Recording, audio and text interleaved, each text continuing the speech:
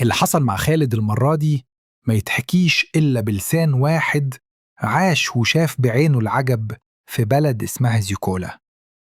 الولد كان تايه، عقله مش قادر يستوعب اللي بيحصل، وكل كلمة كان سمعها من يامن وإياد كانت عامله زي السكين اللي بتغوص جواه. وقف قدامه وقال لي يامن بصوت كله لهفة وخوف: وانت عرفت ازاي؟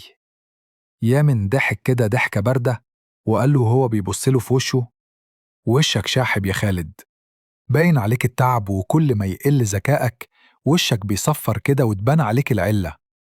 هنا بقى نعرف مين الغني ومين الفقير. الغني تلاقيه فايق ومبسوط وشكله صغير، والفقير يا عيني المرض بياكل فيه أكل.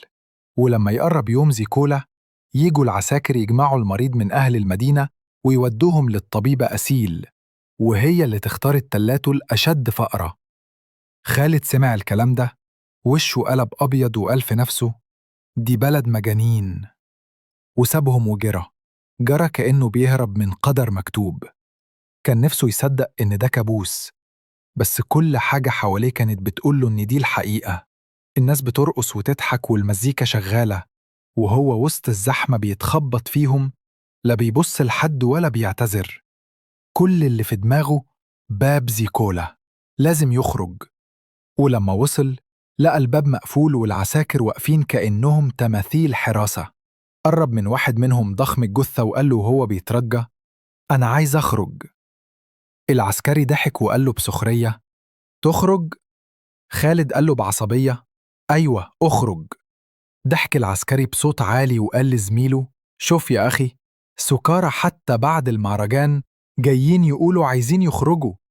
خالد اتنرفز وقال: أنا مش سكران يا عم، أنا بقولك عايز أخرج. ما كملش الكلمة، العسكري خبطه بلكمة على وشه ووقع على الأرض، والدم سال من فوق حاجبه. بس الولد عنيد وقف تاني وبيمد إيده يمسح الدم من وشه. ولما بص في الدرع اللامع اللي على صدر العسكري شاف وشه باهت شاحب كأنه طالع من قبر. هنا اتجمد مكانه وقال في سره: يبقى كلامهم صح. والعسكري قال له بخشونة: امشي من هنا قبل ما اوديك السجن. خالد رجع خطوتين وهو حاسس بالهزيمة، وقال في نفسه: الباب مش هيتفتح، والبلد دي مش هتسيبني أخرج. وبدأ يمشي في الشوارع تايه بيفكر، ودموعه محبوسة في عينيه. بيقول لنفسه: أنا مش قادر أعيش هنا يوم، أعيش سنة، وجدي هيعمل إيه من غيري؟ ده كان فاكرني راجع بعد يومين 3. وفجأة وهو ماشي خبطه حصان كان بيجور عربة غالية، خرج منها بنت جميلة نازلة بسرعة تشوفه. دي كانت أسيل، بس هو ما خدش باله، كان تايه.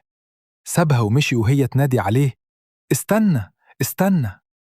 بس لا حياة لمن تنادي. فضل ماشي بالساعات لحد ما وصل لبحيرة كبيرة ميتها عذبة. شرب منها وحس بشوية راحة وقعد تحت شجرة. ضحك وقال لنفسه: لو أبو منى جه هنا كانت ذبح على طول، وحتى منى نفسها ما كانتش سلمت. دي بلد تكره الغباء يا خالد. وبعدين ضحك وقال: نفسي آكل مقابل وحدتين ذكاء. فضل يضحك ويكلم نفسه لحد ما الليل نزل، وبص للسما وقال: كلها ساعات وبينتهي يوم زيكولا، وتشوف يا خالد اللي وراك واللي قدامك. اطلع للبحيرة مفيش حد، ففكر يستحم شوية، ولسه بيخلع هدومه سمع ضحك خفيف ووشوشة. بص حواليه لقى فتاتين بيبصوا عليه من بعيد. جرى يلبس بسرعة وقال وهو بيضحك لنفسه: لأ، أنا نام أحسن بدل ما اتحبس. نام والليل عدى لحد ما الصبح طلع، وصحي على صوت ست بتصرخ: الحقوني، ابني بيغرق. خالد نط من مكانه من غير ما يفكر، نزل المية، لبسه كله اتملى مية، بس وصل للولد وشده معاه بالعافية لحد الشط. الولد كان ساكت، لا بيتحرك ولا بيتنفس. الأم بتصرخ والناس اتجمعت، وخالد بدأ يضغط على صدر الولد ويعمله تنفس صناعي كأنه دكتور. فضل كده لحد ما الولد شهق نفس طويل، وخالد لمس رقبته وقال: الحمد لله، عايش. الأم عيطت من الفرح وقالت له: شكرا يا بني، تاخد كام؟ خالد ضحك وقال: أنا مش عايز حاجة، أي حد مكاني كان عمل كده. الناس كلها كانت مستغربة، إزاي ينقذ حد كده من غير ما يطلب مقابل؟ وجت أسيل وقالت له باندهاش: إزاي عملت كده؟ وليه ما سبتنيش أساعدك؟ بصلها خالد وافتكر صوتها لما نادته قبل كده، ولما شافها من قريب اتجمد مكانه. عيونها، شعرها، ضحكتها، كل حاجة فيها كانت جمال، جمال من نوع تاني. قالها بصوت وان: أسيل؟ هي كمان اتفاجئت وقالت له: أنت اللي كنت راكب معايا وسبتني؟ إزاي عملت كده؟ ضحك خالد وقال: أول مرة أحس إني اتعلمت حاجة مفيدة، دي دورة إسعافات أولية في القاهرة. ثم مد إيده وطلع وردة مبلولة من جيبه وقال لها بابتسامة خفيفة: دي وردتك، لسه محتفظ بيها. هي تجاهلت الوردة وسألته: لهجتك غريبة، فين القاهرة دي؟